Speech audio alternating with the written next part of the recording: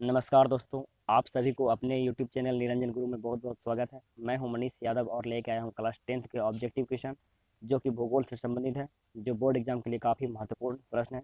इस वीडियो को शुरू से लेकर अंत तक जरूर देखें और इस चैनल को सब्सक्राइब करें। तो चलिए दोस्तों, क्वेश्चन नंबर 1 पे चलते हैं। देखते हैं क्या है। कोयला किस प्रकार का संसाधन है? तो ऑप्शन ए में दिया हुआ है अनवीकरणीय, बी में नवीकरणीय, सी में जैव और डी में अजैव। तो कोयला एक अनवीकरणीय स्रोत है। कोयला एक अनवीकरणीय संसाधन है दोस्तों। तो अनवीकरणीय संसाधन वैसा संसाधन को कहा जाता है जो एक बार प्रयोग हो जाने के बाद पुनः प्राप्ति नहीं किया जा सके, उसे अनवीकरणीय संसाधन कहा जाता है। तथा वैसा संसाधन जो एक बार समाप्त हो जाने के बाद पुनः प्राप्ति किया जा सके, उसे नवीकरणीय संसाधन कहा जाता है दोस्तों। तो चलिए अब क्वेश्चन नंबर 2 पे चलते हैं। देखते हैं क्या है। तो सौर ऊर्जा कौन सा संसाधन है? सौर ऊर्जा कौन सा संसाधन है? तो ऑप्शन ए में जो है मानवकृत, बी में पुनः पूर्ति योग्य, सी में अजैव और डी में अचक्रीय।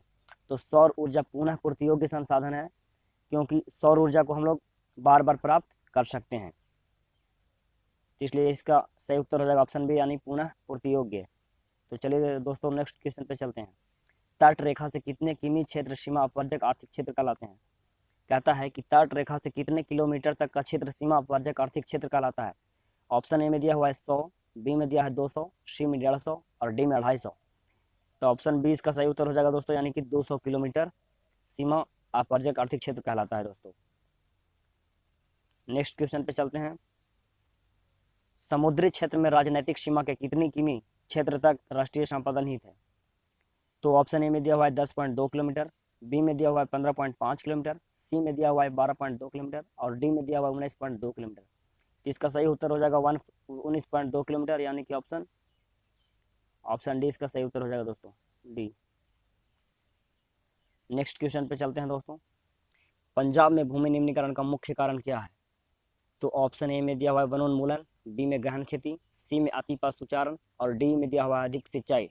तो पंजाब में भूमि निम्नीकरण का मुख्य कारण है अधिक सिंचाई, यानी कि अधिक सिंचाई के कारण वहाँ भूमि का निम्नीकरण हुआ है, इसलिए इसका सही उत्तर हो जाएगा ऑप्शन डी, यानी अधिक सिंचाई। चलिए दोस्तों नेक्स्ट क्वेश्चन पे चलते हैं। सोपानी कृषि किस राज्य में प्रचलित है? सोपानी कृषि किस राज्य में प्रचलित है? तो ऑप्शन ए में दिया हुआ है हरियाणा, बी में पंजाब, सी में बिहार और डी में उत्तराखंड। तो सोपानी कृषि उत्तराखंड में प्रसिद्ध है दोस्तों, यानी कि इसका उत्तर सही हो जाएगा option number D, Uttarakhand. Next question पे चलते हैं।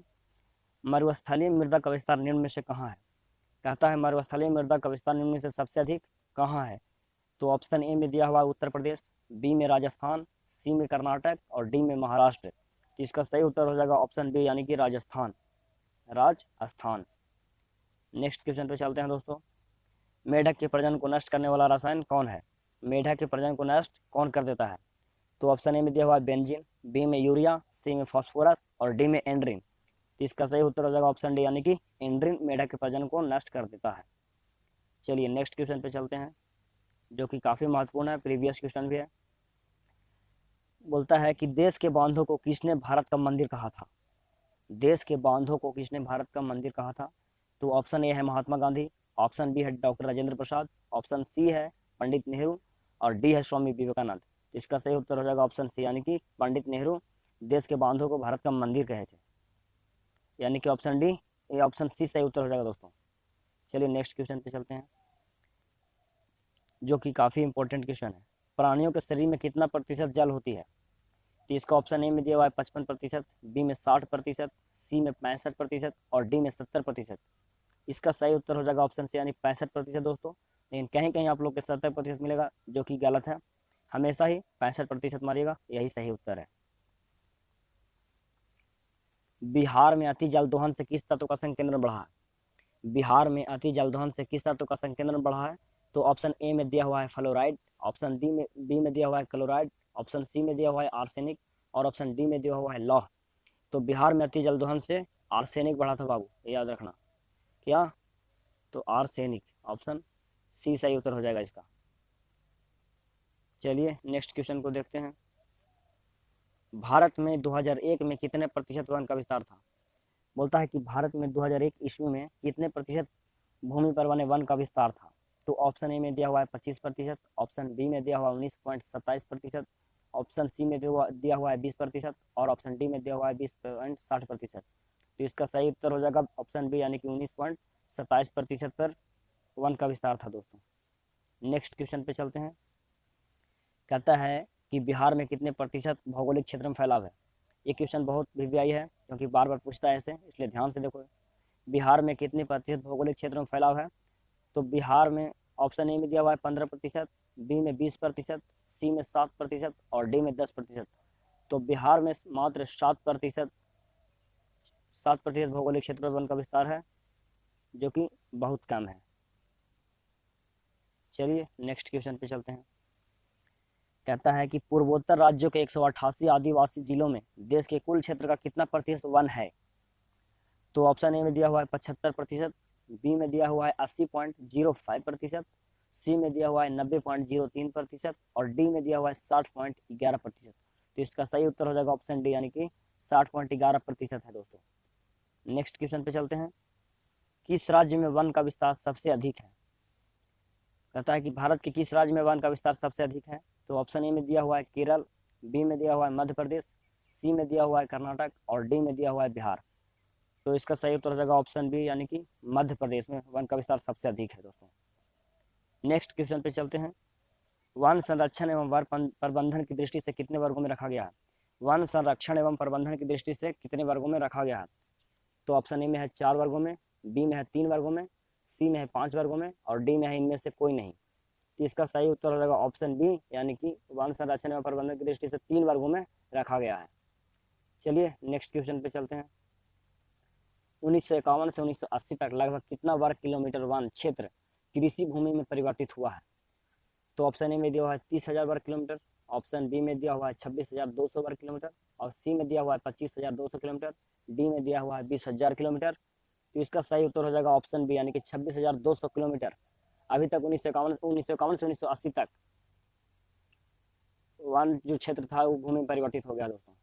चलिए नेक्स्ट क्वेश्चन पे चलते हैं और देखते हैं। संविधान की धारा 21 का संबंध किससे है। तो ऑप्शन ए में दिया हुआ है वन्य जीवों तथा प्राकृतिक संसाधनों के संरक्षण से, बी में दिया हुआ है मृदा संरक्षण से, डी में दिया हुआ है जल संरक्षण से और डी में दिया हुआ है खनिज संरक्षण से। तो इसका सही उत्तर हो जाएगा ऑप्शन ए यानी कि वन्य जीवों तथा प्राकृतिक संसाधनों के संरक्षण से संविधान की धारा 21 का संबंध है। नेक्स्ट क्वेश्चन पे चलते हैं। प्राकृतिक संसाधनों के संरक्षण 1968 में कौन सा कन्वेंशन हुआ था। तो ऑप्शन ए में दिया हुआ वेटलैंड कन्वेंशन, बी में दिया हुआ है अफ्रीकी कन्वेंशन और सी में दिया हुआ विश्व आपदा कन्वेंशन, डी में दिया हुआ इनमें से कोई नहीं। तो इसका सही उत्तर हो जाएगा ऑप्शन बी यानी कि अफ्रीकी कन्वेंशन हुआ था 1968 में।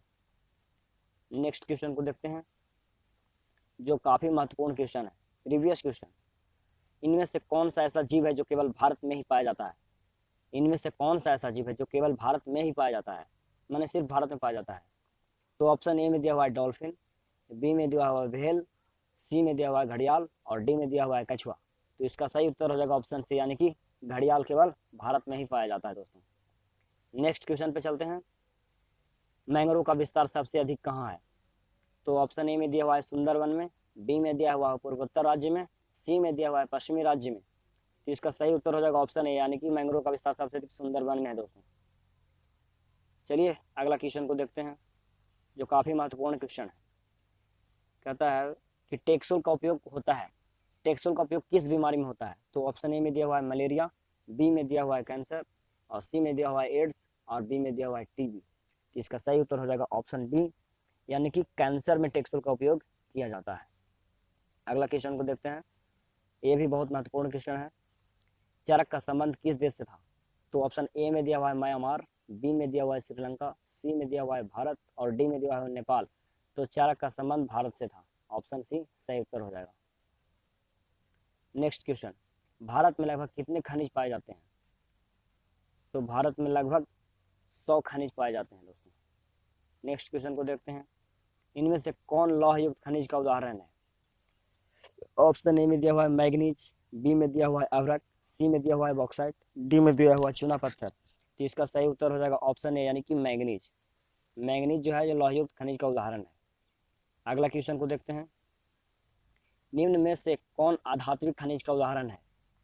तो ऑप्शन ए में दिया हुआ है सोना, बी में दिया हुआ है टीन, सी में दिया हुआ है अभ्रक और डी में दिया हुआ है ग्रेफाइट। तो इसका सही उत्तर हो जाएगा ऑप्शन सी, यानी कि अधात्विक खनिज का उदाहरण कौन है, तो अभ्रक है। अधात्विक खनिज का उदाहरण कौन है, अभ्रक। नेक्स्ट क्वेश्चन को देखते हैं दोस्तों,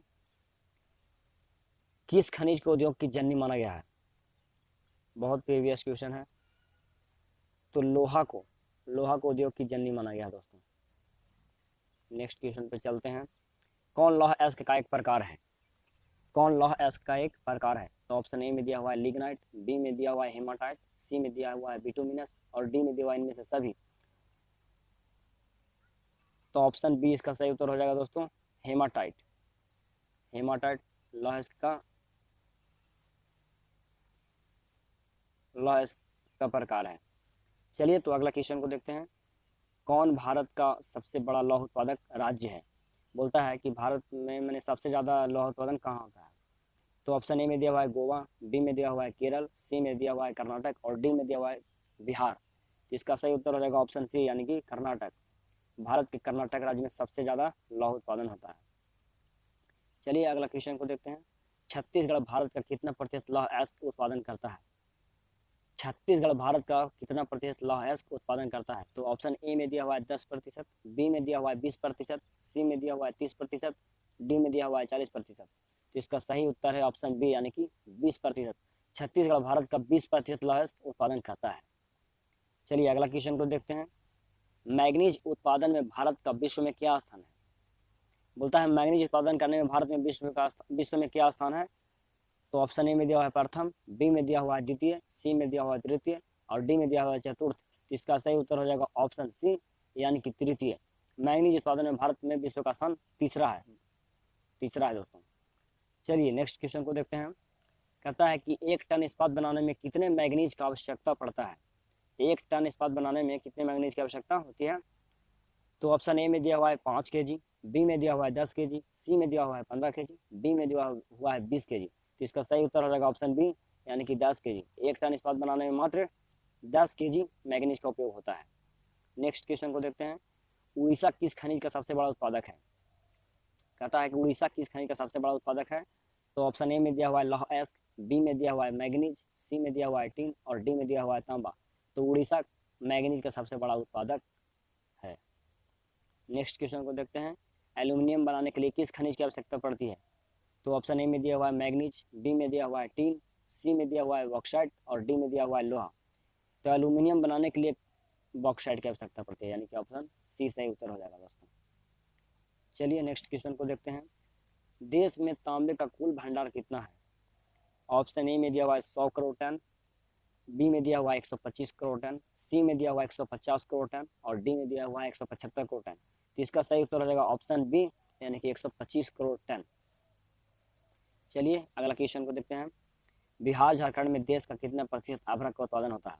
तो ऑप्शन ए में दिया हुआ है 60%, बी में दिया हुआ है 70% और सी में दिया हुआ है 80% और डी में दिया हुआ है 90%। इसका सही उत्तर हो जाएगा ऑप्शन सी, यानी कि 80%। बिहार और झारखंड मिलकर देश का मतलब कि 80% अभ्रक का उत्पादन कर देता है। चलिए नेक्स्ट क्वेश्चन को देखते हैं, सीमेंट उद्योग का सबसे प्रमुख कच्चा माल क्या है? तो ऑप्शन ए में दिया हुआ है चूना पत्थर, बी में दिया हुआ है बॉक्साइट, सी में दिया हुआ है ग्रेनाइट और डी में दिया हुआ है लोहा। इसका सही उत्तर हो जाएगा ऑप्शन ए, यानी कि चूना पत्थर। सीमेंट उद्योग में चूना पत्थर का उपयोग, चूना पत्थर सबसे प्रमुख कच्चा माल है। चलिए अगला क्वेश्चन देखते हैं, किस राज्य में खनिज तेल का विशाल भंडार है? भारत के किस राज्य में खनिज तेल का विशाल भंडार है? तो ऑप्शन ए में दिया हुआ है असम, बी में दिया हुआ है राजस्थान, सी में दिया हुआ है तमिलनाडु और डी में दिया हुआ है बिहार। इसका सही उत्तर हो जाएगा ऑप्शन ए, यानी कि असम।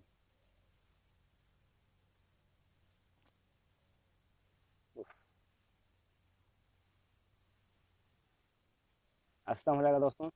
चलिए नेक्स्ट क्वेश्चन पे चलते हैं, भारत के किस स्थान पर पहला परमाणु ऊर्जा केंद्र स्थापित किया गया था? भारत के किस स्थान पर पहला परमाणु ऊर्जा केंद्र स्थापित किया गया था? तो ऑप्शन ए में दिया हुआ है नरोरा, बी में दिया हुआ है तारापुर और सी में दिया हुआ है राणा प्रताप सागर। इसका सही उत्तर हो जाएगा ऑप्शन बी, यानी कि तारापुर। तारापुर में पहला परमाणु ऊर्जा स्थापित किया गया था। चलिए अगला क्वेश्चन को देखते हैं, कौन सा ऊर्जा स्रोत अनवीकरणीय है? ऑप्शन ए में दिया हुआ है जल, बी में दिया हुआ है सौर, सी में दिया हुआ है कोयला और डी में दिया हुआ है पवन। तो इसका सही उत्तर हो जाएगा अनवीकरणीय, यानी ऑप्शन सी कोयला। कोयला ऐसा संसाधन है जो एक बार मतलब कि उपयोग कर लिया जाता है इसे पुनः प्राप्त नहीं कर सकते हैं। लेकिन जल को पुनः चक्रीय द्वारा प्राप्त हो सकता है, सौर ऊर्जा को भी पुनः चक्रीय द्वारा प्राप्त हो सकता है, और पवन भी प्राप्त कर सकता है।